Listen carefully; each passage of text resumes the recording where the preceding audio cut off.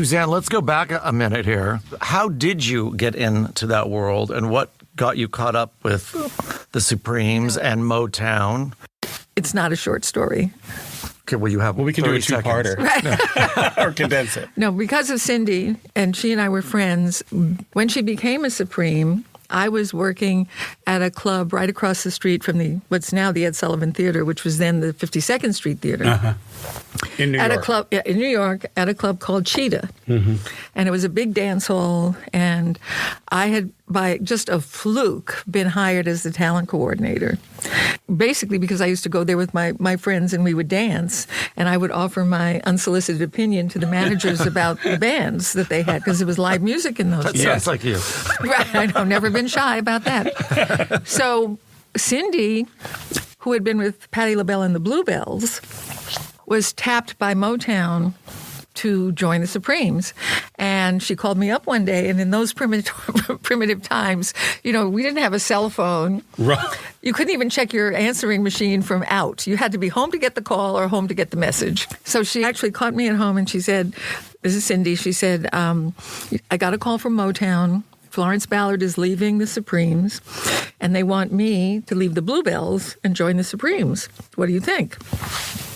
And I went, are you nuts? Of course you do that. Go. And she did. And so on her first Ed Sullivan appearance, which was the most popular Sunday night show ever in the history of variety television, I wanted to take her out to dinner after their Friday rehearsal. And in those days, it was kind of dicey. You couldn't always count on getting a cab if you were black, because none of the cab drivers wanted to go to Harlem, and they figured if you were black, you were going to Harlem. So it was, and I did what I thought any logical person would do, is I rented a limousine that I could not afford, mind you. Right. But fortunately, I had my mom, as backup. Anyway, so the limo picks me up. Now, remember, Cheetah is diagonally across the street from the theater where they're rehearsing. But because of the one-way streets in New York, they pick me up going south on Broadway, so we have to go all the way around to 6th Avenue, come up, and come going west on 52nd Street. And I'm sitting outside the stage door, aching, dying to go inside and see what's going on. But I was raised too well to, go where I'm not invited.